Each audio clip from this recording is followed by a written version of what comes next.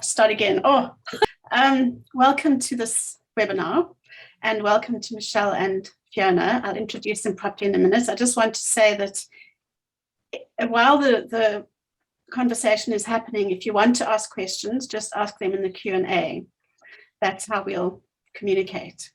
So we're going to talk about these two wonderful books. They're back to front, The School Gates and Go Away Birds. And the topic that we're looking at is popular fiction. How do writers incorporate and why do they incorporate important issues in so-called popular fiction? And we're going to look at all different aspects of that topic. So the first person I'm going to introduce is Fiona Snyckers. Majaji's published, I think, 3 of your books, Fiona. Is that right? 4. This is the 4th book. Yeah. Okay, yeah. So Fiona is a prolific writer because she's also published a number of other books in other ways. And if you want to know more about that, you can also, okay, I won't go into it. But anyway, Fiona lives in Johannesburg and she is, she's a very prolific writer, committed, hardworking, and I don't think there's any publisher in South Africa that can actually keep up with Fiona and the books that you are producing. So, yeah, I hope that people who here will have read at least one of the books, but if not, you can obviously go and read them afterwards. And then Michelle Edwards is, I wish I put this on the other way around so that you could see the books, not back to front. Michelle is, It looks the right way around to us. Oh, does it? Fantastic. No. Oh, okay. Mhm. Great. Sorry, I'm a little bit inexpert at all of this, as you can tell. So Michelle has recently moved back to South Africa from Zambia, I think, was it? And Go Away Birds is her first novel. I was thinking, I've been rereading these 2 books because I read things at the manuscript stage and then I read them in that way that one reads when you're doing proofreading and so on. But it was actually a real pleasure, I just want to say to both of you, to read the books as books and to have the experience that a reader would have. And I was thinking that there's something about your book, Michelle, that reminds me of Anne Tyler. Oh, wow. Yeah. Anyway, that was just a thought I had today while I was walking my dog at lunchtime. Sorry, I'm a bit distracted. Okay, so Michelle, this is her first book and it has been well received, even though it has come out in a pandemic. And this is the first sort of public appearance you're making, I think, Michelle. Sorry, normally we would have had launches and so on, but I think this is, so welcome into the space as a writer who's written a very interesting book. I don't know if either of you two want to just say anything at this moment or if we can jump into the discussion. Okay, so some of the questions, sorry, do you want to say anything? No? Okay. I'm Okay, good. so, all right. So we were trying to think about what would be an interesting way of talking about these 2 books together. And I think they both are what one would call popular fiction. I'm not sure whether the authors agree, but the kind of books that people would love to read in book clubs that are compelling, keep you turning those pages. You want to know what's going to happen with the characters, how it'll all turn out. And in fact, I didn't always, while I was reading along, feel that, I was kept guessing in a sense because I didn't always think that what I wanted in a sense would be what would turn out. But without going into spoilers, I just want to say that especially the endings. So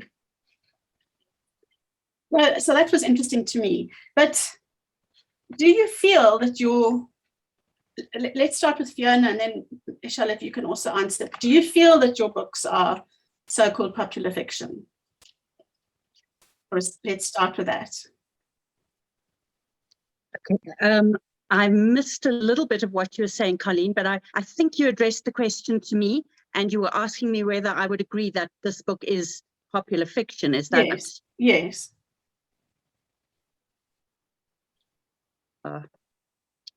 Okay, you've frozen on the screen. Okay, I'm going to assume that what I said was correct. So yes, I've got absolutely no problem with calling it popular fiction, because I don't see that as a judgment call. I don't think that literary fiction is better than popular fiction or better than so-called genre fiction. I think that in many ways, literary fiction is a genre in its own right, with its own tropes and expectations and conventions and so on, as much as any genre. I think that one century is literary fiction, and that these are just helpful ways, particularly for marketing books, and shouldn't be seen as judgment calls. But yes, if fiction is a page turner, something that you read for pleasure and relaxation rather than out of a sense of duty, then yes, I do think that I'm very happy to call my book popular fiction. So yeah, as long as we kind of take the judgment out of the terms, I think that they are useful terms. And popular fiction certainly doesn't imply something that only deals with light topics, which I guess is why we're here this evening. Yes. Popular fiction can deal with some of the most crucial, devastating, terrible topics, and do it with a kind of a compelling page turnery sort of light touch. And certainly my book deals with some fairly heavy subjects, but I like to think that it still retains that sort of lightness and readability. Yes. So am I still frozen for you, Fiona? No. Sorry, we're having our first ever Joburg thunderstorm of the new season. So I think that might be glitching my internet a bit, so I apologize. Okay. Yes, thanks. That was, Michelle, do you want to respond to Fiona, or should we move on to talking about respond. Yeah, so no, I completely agree with Fiona, and that I think so much of what separates a popular fiction book from a literary fiction book, so much of that is in marketing and the packaging of the book, the cover of the book, the gender of the person who's written the book. And I think sometimes that the lines are really, really blurred. But Go Away Birds is absolutely popular fiction, because I think what I set out to do was to create characters that people cared about, characters I cared about. And I'm hoping that readers want to find out what happens to them. That's the important thing. It's the plot that they invested in. It's the characters they invested in, the kind of the bigger backdrop that these people's lives play out against is kind of, it's inescapable, and that's kind of where the bigger themes come in. But I think character is really what sort of separates popular fiction from literary fiction, especially when you think of these like really serious literary books like Saul Bellows' Herzog. I don't remember anything about the protagonist in that book. I don't remember what he did. That was not about plot and not about him, because he kind of represented these bigger themes. He was a symbol of something, not a real person to me. And I think to a lot of, whereas I think what I set out to do was to write this book about Sky and about these characters. I think as an author, if I was writing popular fiction, it would probably mean that my sales were good. So I would be happy about that. that's just a side point. But now let's go into some of the issues that come up in both of your books. Let's start with you this time, Michelle. Sure, there are a lot of issues that you know, and that come up, and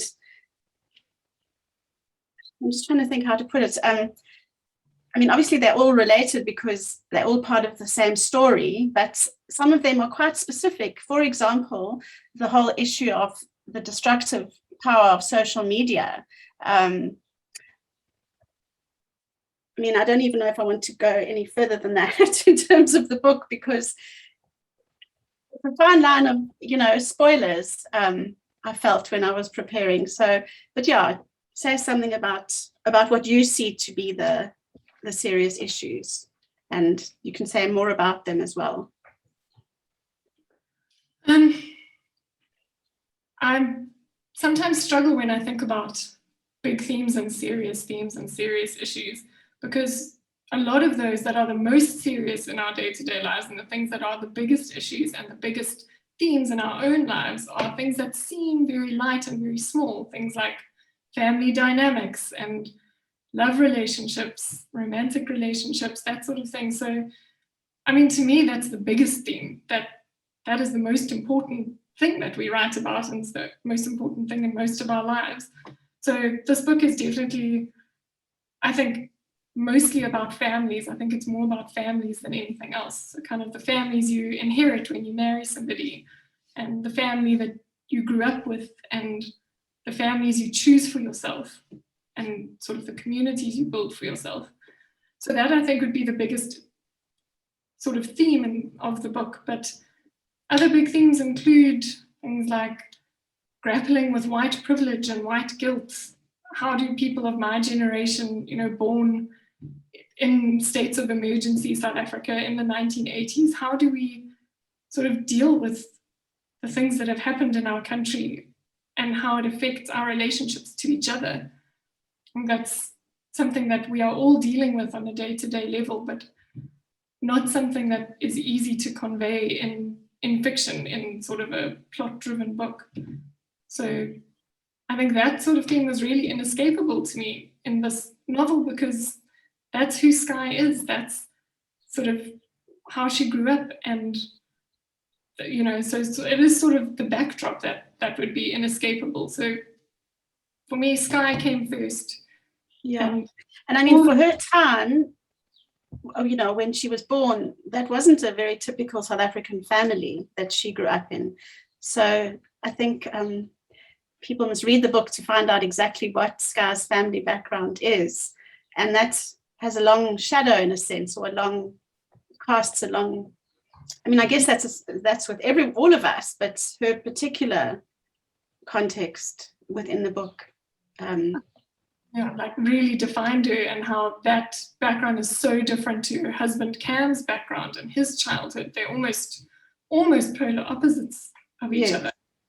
So and also the way that she, in a sense, fudges and hides her background because she doesn't want to talk about it, in a way, as a first thing that you know about her. Yeah, she hides a lot. She's someone who's not very open, and I think a lot of that has to do with the environment she grew up in as well. And then with the destructive power of social media, so in the case in this book, I think it comes across that Skye is very ambivalent about this social media fallout that she causes, because on the one hand, she understands why it happened. She understands the issue that people have with the thing down that caused this huge social media sort of outcry. She understands why it happened, and she agrees with the people who are kind of, you know, holding her up as someone who needs to be cancelled, or at least holding her business up as something that, you know, it's cancelled now, it's done.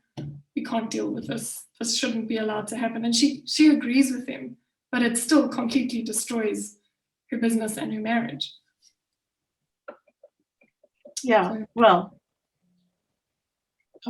I would be hesitant about completely, but yes.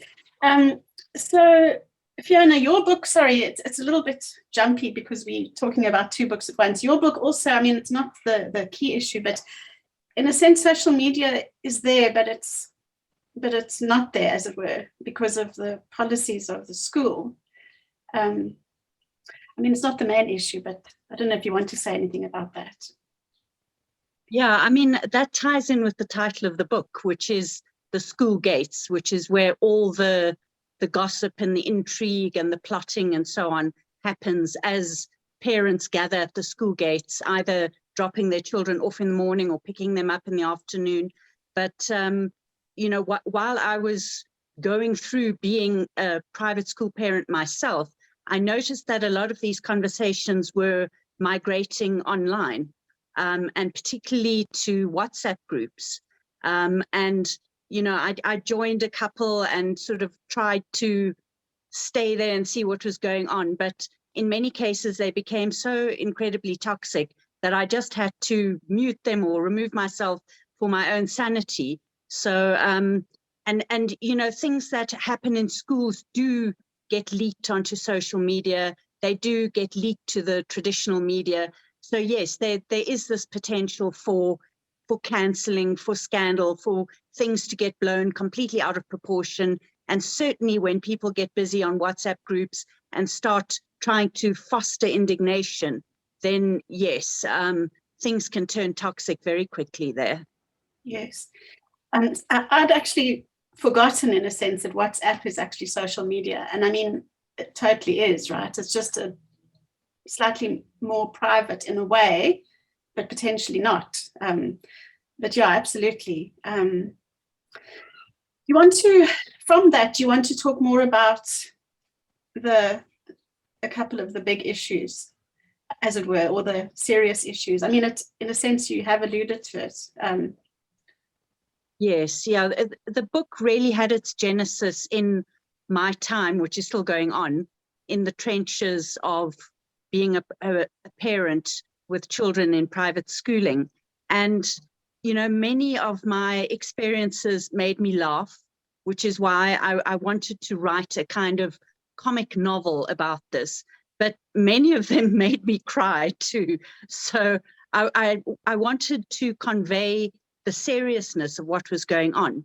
You know, I think there's a perception that the children of today are so coddled and protected by their parents who don't let them fail but step in and try to intervene. And in my experience, that isn't correct. It might have been a millennial phenomenon, but for the Generation Z, Gen Z or Generation Z, that my children belong to, they are so stressed and overworked and overscheduled, and so much pressure is put on them, and the expectations of parents, schools, society is so incredibly high that, I mean, in many ways, those children don't have time to be children. Every moment of their day is scheduled, and then they sleep for a few hours and wake up the next morning and do it all over again. It really at the time took my breath away. I mean, I remember being in matric and what the expectations were and what kind of exams I wrote. And now what is expected of the matrics is just of a much, much higher standard. And it's no longer okay to get a few B's and C's. You know, there's this notion that you're competing in a global marketplace. So you're no longer just competing against the kids in your class. You're competing against potentially kids all over the world for this global employment marketplace that is going to swallow you up one day.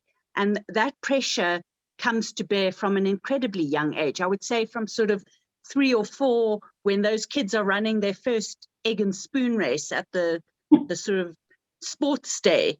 Those parents are watching very closely to see who wins, who's got natural athleticism, who's better than all the others. And there's much about it that makes me want to laugh. But as I said, there's much that makes me want to cry as well. And there are times when I've been talking about this book quite a lot over the last few months in various forums. And I find myself getting so hit up about the issues that I kind of have to remind myself, that I haven't actually written a sociology textbook here. This is a light, fun book that's supposed to make you laugh and make you keep turning the pages. So yeah, it was quite a balance to kind of write something that is enjoyable, but also incorporate these issues that I happen to feel very strongly about. Yes, I have to say, I mean, I didn't find it that funny, because I think the sort of darkness of those parents, especially, just, it was so, yeah, you know, it was, I found it quite painful, you know, in many ways. But obviously for me, it was also page turning, but I kept wanting to find the very funny bit. The only thing I think I thought was very funny was the mums, not that it was that funny, but the mums doing ballet, you know. I thought there's some like really funny turns of phrase that come through, especially in the beginning of each chapter opens with emails between the protagonist and her parents. And I just love that one, you can tell so much about her relationship to her parents and about her parents just in that one-sided communication. Yeah. There's a bit where she tells her parents not to join the neighborhood WhatsApp group because it's full of racists and drive them insane.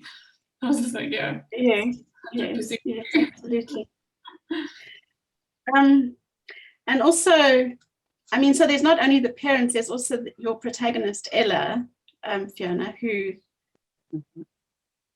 I mean, I was interested, sorry, before we go into that, why did you choose KZN? I mean, is it a place that you're familiar with, the sort of North Coast? I mean, it seemed like you were. Only in the sense that, you know, I know it from holidays. I love a seaside town. I love a small seaside town as a setting for a novel. And I love a fictional small seaside town, because then I can lay it out exactly however I want. Right. And I think I must have a secret yearning to live in one or something, because I just love setting novels in small fictional seaside towns. And yeah, I mean, it's just my perception that Northern KZN has quite a few moneyed people, you know, and then you sort of move into the Midlands, and there certainly are some very well-heeled people with kind of generations old money living there. And I was interested in creating a school that was not your kind of Hilton or Michael House, but was a much newer creation, one of these for-profit private schools where it's not necessarily the best interests of the child that is driving the school, but the bottom line, the profit margin, is what is driving the school, and people are making decisions based on that. So yeah, I wanted it to be clearly recognizably South African. My protagonist was kind of created willy-nilly by me years ago when I wrote Now Following You, because in that book I set up three sisters. The one who's, you know, works, she's part owner of a coffee shop, and she was the protagonist in Now Following You. Then there's the older sister who's a scientist and ends up working at a research base at the South Pole. She became the protagonist for Spire. And in that first book, I set up a younger sister who was an extremely successful ballerina on the international stage and had this controlling manager / boyfriend called Peter, who watched every morsel she put in her mouth and controlled everything she did and controlled her career. And for a while there had her defending him and saying, you know, sort of explaining to her sisters why it was necessary that their relationship should be controlling in this way. So I had the idea of taking her story further, even at that stage. But at that stage, I didn't know exactly where I was going to go with it. So she was forged early on, and the setting was forged, you know, just out of my love for that kind of setting. Right. And yeah, and I mean, Ella is a sort of holds a lot of issues as well. And I mean, I think both of you, sorry, I'm thinking while I'm talking, both of you you know, had this character, Sky and Ella, who have a lot of issues and things going on with them. And out of that character, as you mentioned, Michelle, it's sort of, you know, how they deal with what happens to them, and also because of who they are, their story unfolds. I mean, they're both wonderful characters, both very, yeah. I mean, I was rooting for them. Didn't always agree with everything they did or said, but which, I mean, I think is what one wants as a writer, I imagine. So let me just gather my thoughts for a moment.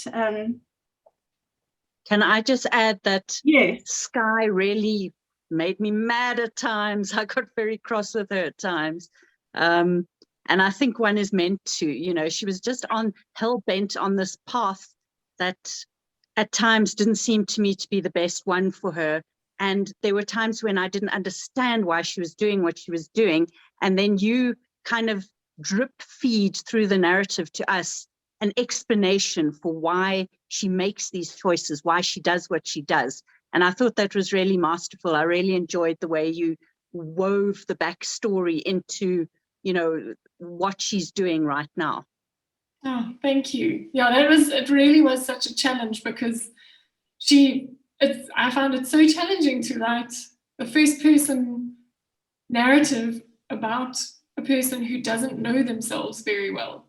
So she doesn't know why she's thinking things or doing things. And I tried to steer away from telling you what she's feeling, and kind of just getting her to interact with her environment and with the people in it, and without kind of, you know, explaining what she was feeling when she did it. So yeah, she really is, she's very opaque, I think, for a lot of the book. But yeah, I'm so glad that you enjoyed that, because that's you know, you want readers to sort of, they don't have to like your character, but you want them to come to understand why they do things. You know, it has to be believable, and even if it's not relatable, it has to all have come from something.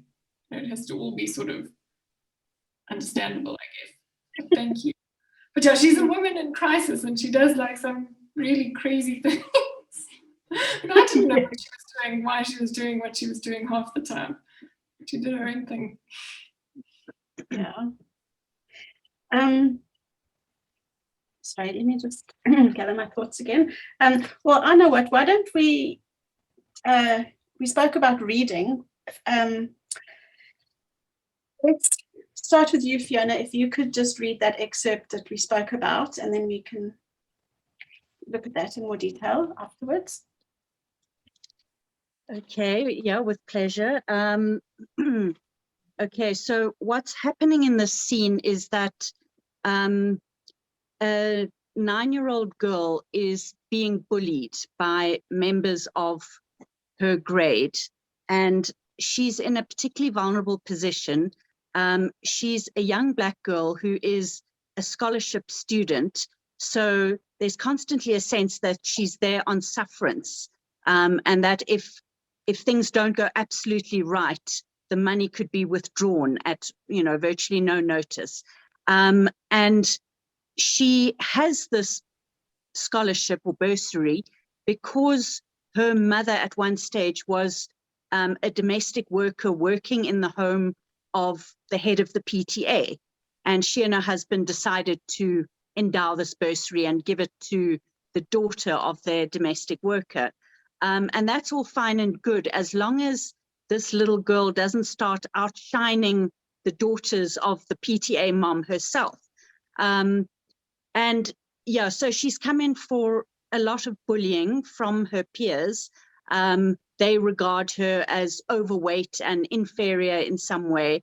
And it's now it's gone as far as a kind of disciplinary hearing. And the school has made the decision that the way they're going to conduct the hearing is by putting the perpetrators in a room with, you know, the girl that they've been bullying or victimizing, and making them kind of talk it out together, and making the victim explain why the bully's words have have hurt her, which I think is a very questionable way of doing things. But I'll explain after the passage why I decided to sort of have this be the procedure in the school.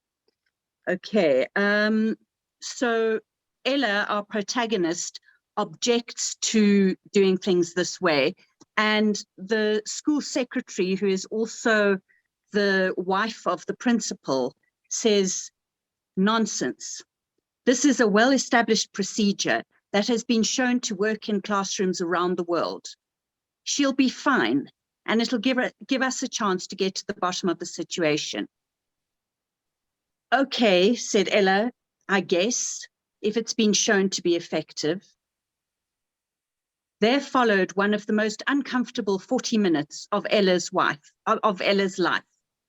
as Shoshana sat in a classroom with her bullies and listened to them describe in their own words what they had done to her. "We were just worried about her, Mrs. Piper," said one. "We didn't want her to get sick from fatness," said the other. "We were trying to warn her, Mrs. Piper. We'd never do anything to hurt her. Her mother used to be our maid, Mrs. Piper." Margie Piper smiled. "Thank you for your honesty, girls. Shoshana, can you explain in your own words how these actions made you feel?" Ella cringed as Shoshana hovered on the verge of tears. "Speak up, girl," said Margie. Shoshana mumbled a response, her eyes downcast. "Speak up," said Margie. "We need to be able to hear you." "I said it made me sad, ma'am," said Shoshana. "It made you sad, did it?" said Margie. "But you do understand that they did it purely out of love and concern for you, Shoshana." There was another whispered response. "Speak up, Shoshana. How are we supposed to understand when you mumble like that?" "I said yes, ma'am," said Shoshana. "Excellent," said Margie. "Then, in accordance with Intervention 5 of the Disciplinary Handbook, I declare that all stakeholders have reached a resolution. This matter is now closed." So I didn't make that up out of my own fertile brain. A blogger that I follow on Twitter had her daughter, who also happens to attended a for-profit private school in South Africa, and she was being bullied and was made to confront her bullies around a table with so-called adult intervention in exactly that way. She had to undergo the humiliation of being made to explain how their words had made her feel, how they had hurt her, and the bullies were there to justify themselves. And then the matter was declared resolved and everyone went on their merry way. And, you know, as I recall, this was a public conversation on Twitter. This particular blogger then removed her child from that school, which I think was a good move. Yes. So it was just one of those situations that made my blood boil and that I really wanted to put into fictionalized form. And I mean, I think that bit that you read also captures for me the whole thing of adults, you know, lying basically, and also creating dissonance for children about how the world works. And I don't know, I mean, it's just, yeah, it also just makes my blood boil. I mean, what they're teaching their own children and also what Shoshana in this case is learning, it's just, yeah, very, very dark and frightening, actually. The word stakeholders it's just I know. like these are not stakeholders, these are very, very young children. And I just loved that the way Margie Piper's voice just came through there. And we all know a Margie Piper, like someone who just wants everything to be smoothed over and everything to be okay, and they'll bulldoze their way towards it, but very, very softly with very, very sweet words. You know, and yeah, that's a really sort of very vivid scene that brought to life. And I also loved how Ella's voice comes through there. You know, you learn so much about Ella even though she says so little, like, okay, I guess if it's been shown to be effective, so, she's new to teaching, she's willing to sort of agree to this, but yeah, we know that she's not happy about it. Yeah. And it also shows us, as we read on, we see her development because she, moves on from that position. And I mean, it's also clearly not a skilled, what's the word? I mean, Margie is not skilled at all at sort of mediating. I mean, it's just, No.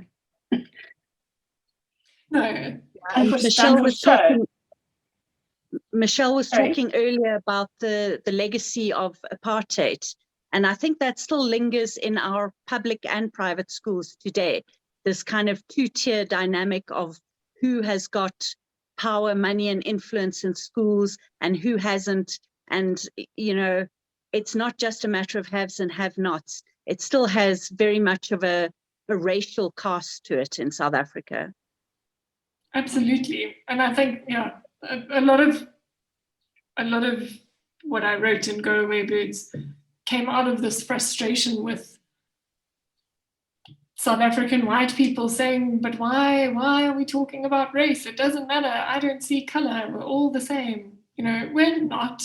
It's not the same. There's no way that things are the same. Like it's just kind of your white privilege talking. If you think it's the same, it's because it doesn't affect you, I just want to read what Emily has said. She said, after my daughter notified UCT of a sexual assault, the UCT officer asked my daughter to be in a mediation session with her attacker. She says, well done, Fiona. This is a perfect example of how popular fiction deals with crucial issues. So, thank you. That also makes my blood boil. I know. Yeah, absolutely.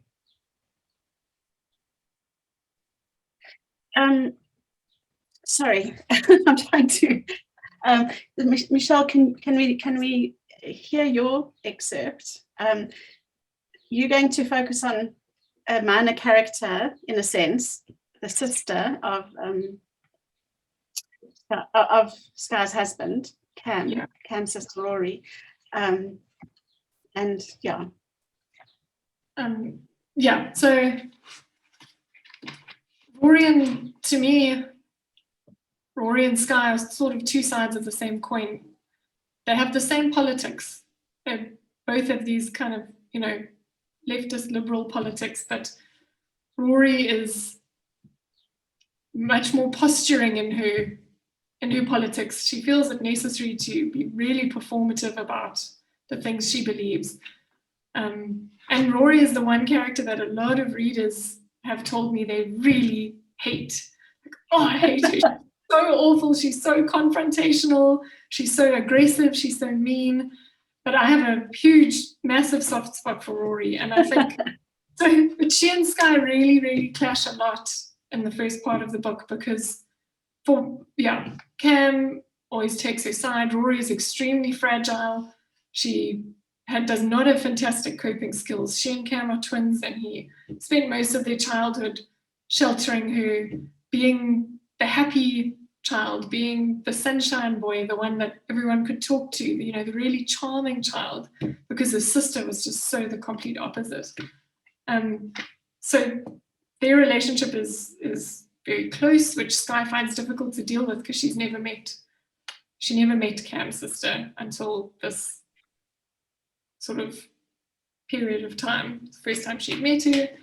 And Rory is like very clearly grappling with some serious mental health issues that Sky is not prepared to sort of deal with. But the scene I wanted to read was when, for the first time, Sky looks at Rory and understands her a little bit and gets a sense, and we get a sense of where Rory's headspace is.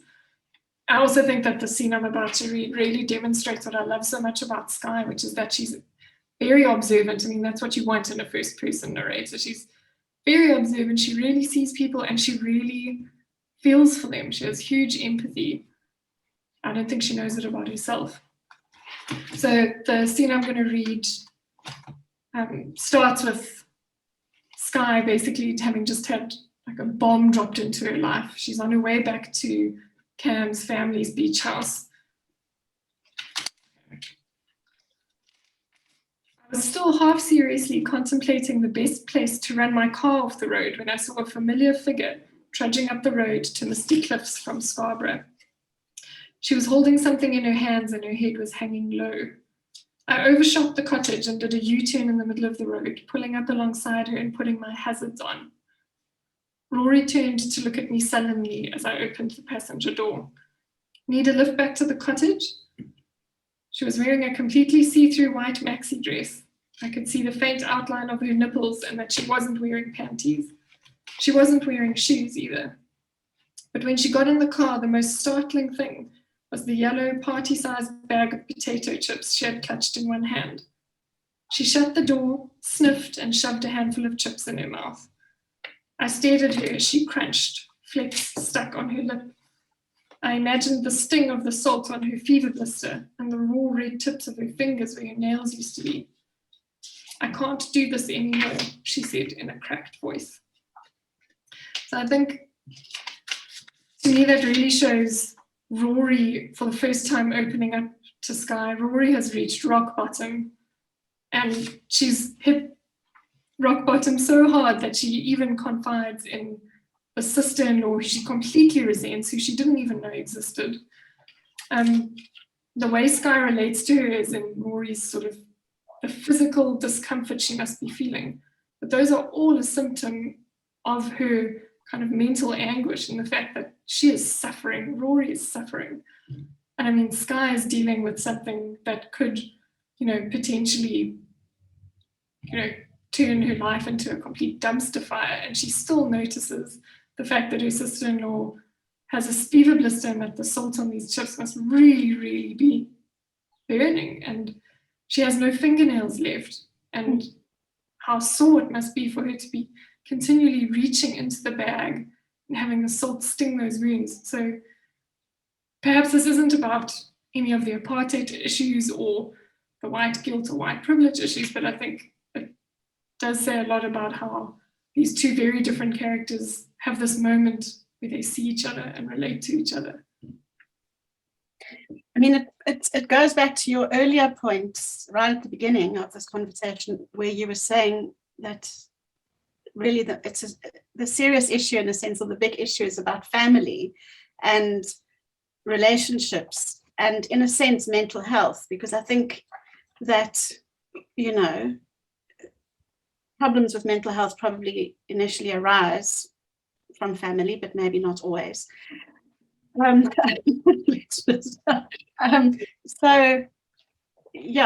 that's that captures Rory's mental health fragility very well. That's that piece you read. And also, I mean, if I can just say a tiny spoiler, is that she hadn't eaten anything in front of Sky at any meal before then. Sky is a chef. Sky's the person feeding everybody, and Rory is kind of, I mean, she does look to Sky like someone who doesn't eat very much in the ordinary course, but she wasn't eating at all, and nothing Sky put in front of her. And then she finds her like, there's a massive packet of Lay's, just like shoving them in her mouth. And that's also like someone who can't eat normally, like Rory is in a very bad place. And that's another parallel to some extent with Fiona's book, that Ella has an eating disorder, but also there's the sister-in-law relationship that's complicated. So I mean, I think both of the novels for me have a lot of really interesting issues. And I mean, it's quite hard to articulate these things. I mean, who's to say, like, what are the most important issues? But they're not just kind of like, well, I don't even know what I don't know. I mean, I'm sure any sort of genre fiction has got important things to say, as well as that story that keeps you reading. I mean, I was thinking of, like, say, Louis L'Amour. I haven't really read him, but it feels easier to talk about than maybe even Mills and Boon or whatever. But I mean, these books are nothing like that. They have a lot of really textured and important, like it feels as though when, I mean, after you've read the book, both of them stay with me and also leave me with things to keep thinking about. Little thoughts keep popping into my head, which I think is a yeah. And I mean, also, by the way, I feel very proud to have published them as the publisher. Just a little me moment there.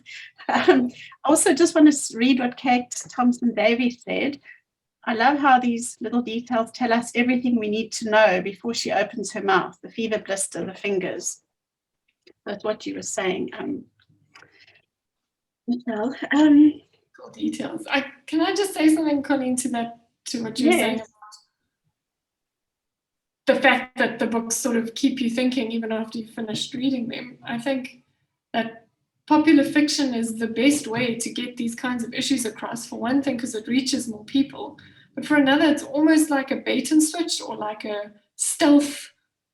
So I sometimes think Go Birds is a bit of it's like a stealth activist book, because it is about Sky and you can read it completely that it is just about her and her family and her transformation and how she grows, these very sort of women's fiction themes. But I'm hoping that a lot of people who read it who maybe had different politics to me and to Sky, have different opinions about these things, I hope it made them think and question their own politics and why they feel the way they feel, and especially with conversations around white privilege and white guilt. And I wonder if it makes people think more about it. Like Fiona is wondering, I think a lot of mums, like the Tiger moms you write about, would want to read a book called The School Gates about a setting they find, in a setting they find so familiar. But I wonder how many of them, and I hope a lot, end up questioning their own parenting styles from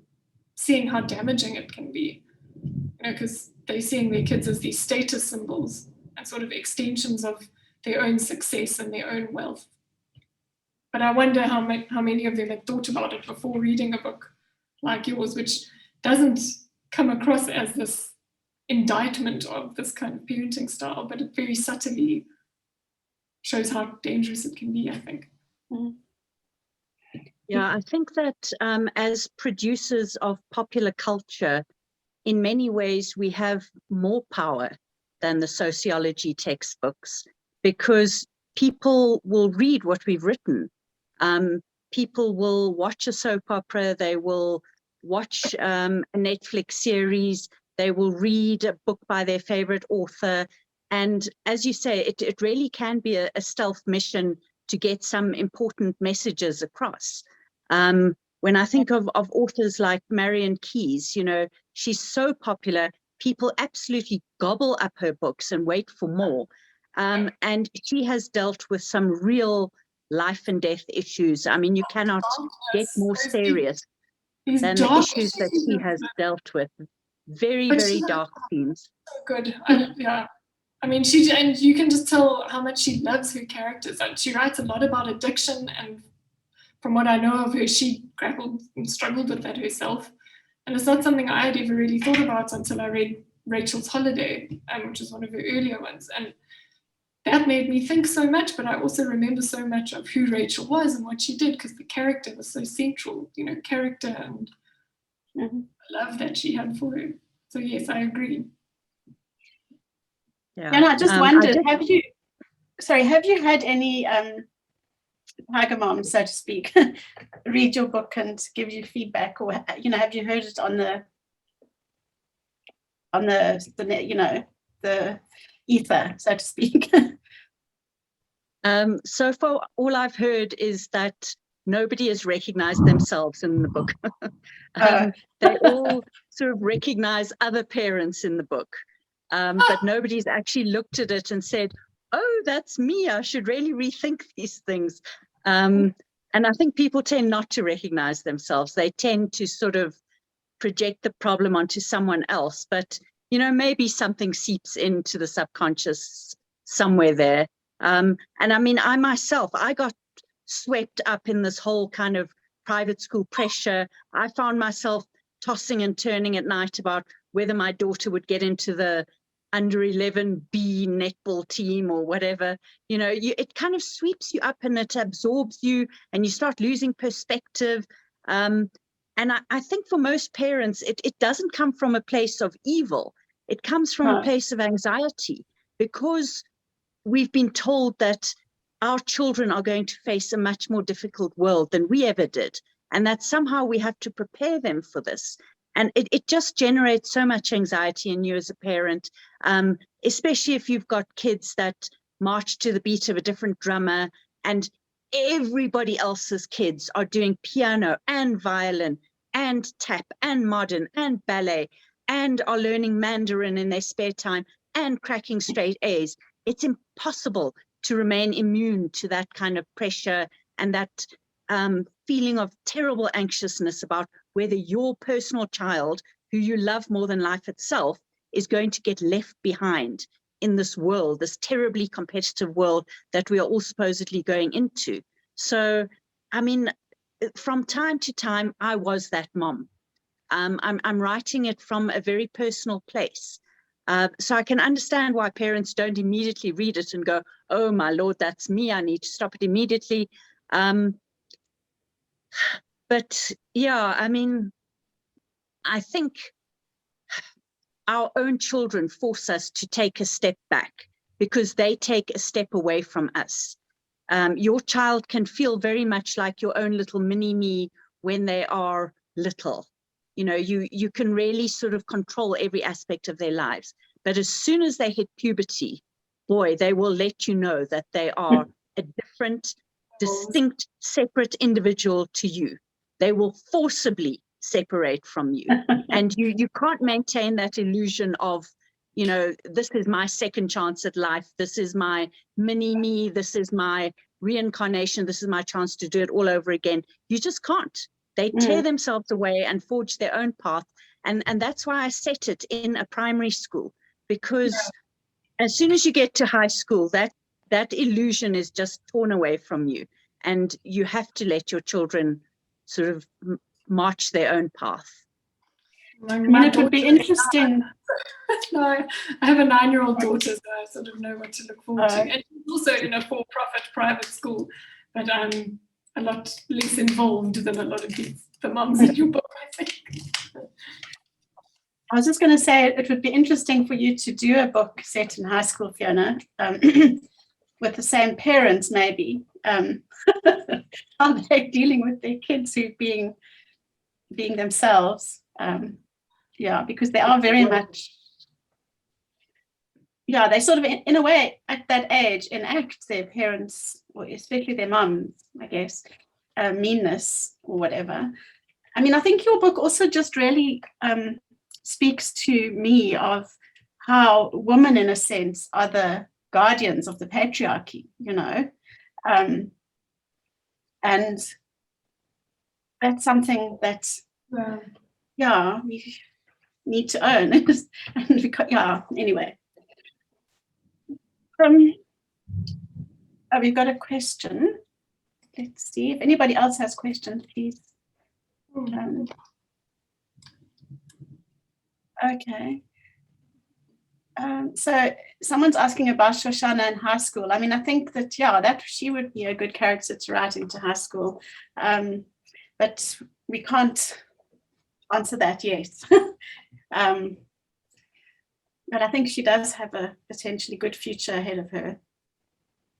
Yeah, I think, you know, in a way I have written books set in high school, but those books are focused on the kids, and the parents hardly make any appearance at all, because that's the reality of high school. It's the reality of being a teenager.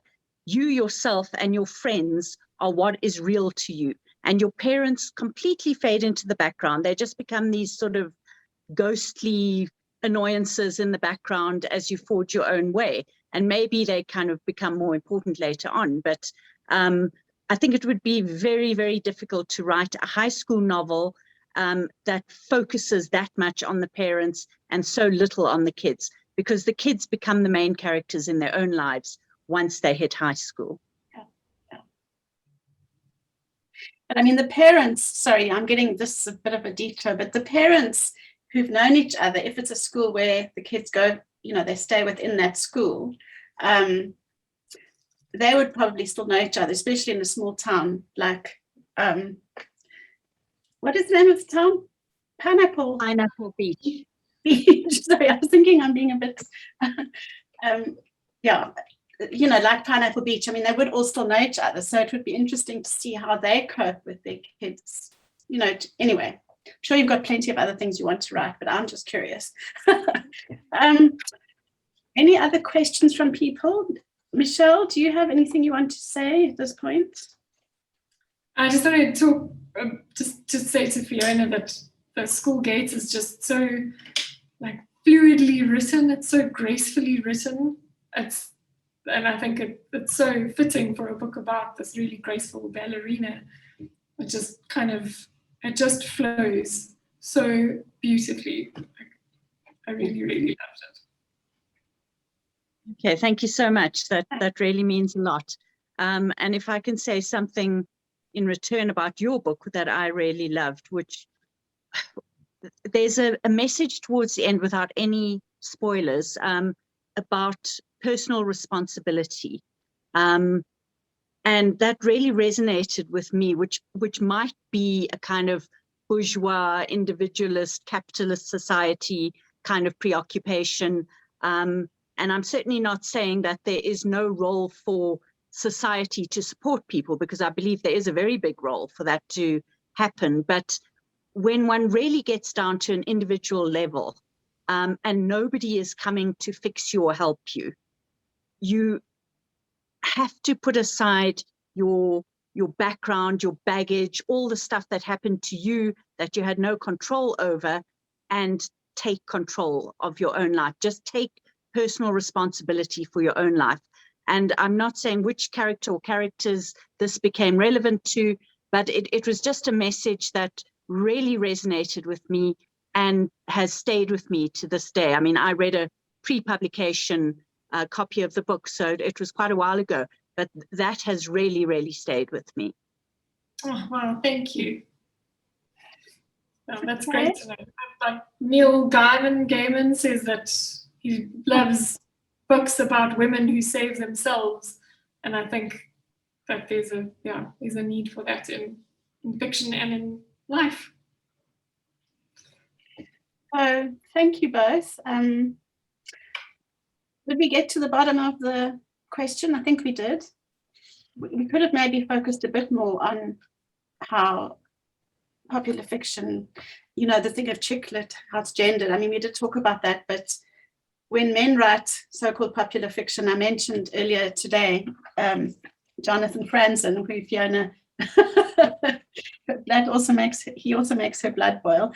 But I mean, I actually love the corrections, but to me, it's no different to, Anne Tyler's books or many women writers. I mean, he does exactly what women writers do, but somehow his book has, seemed to be like a great American novel. Yeah, it's amazing because it's about family.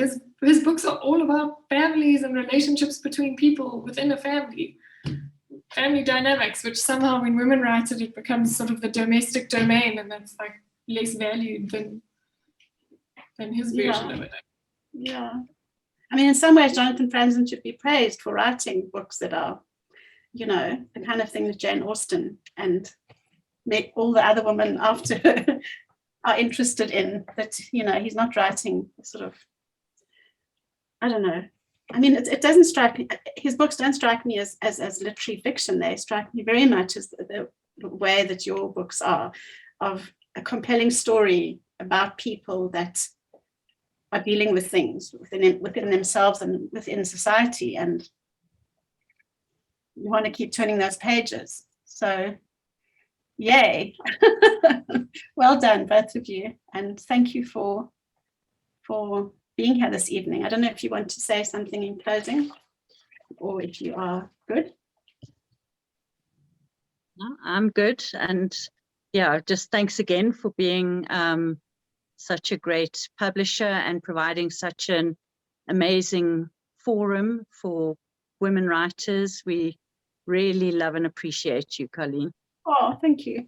No, really, really.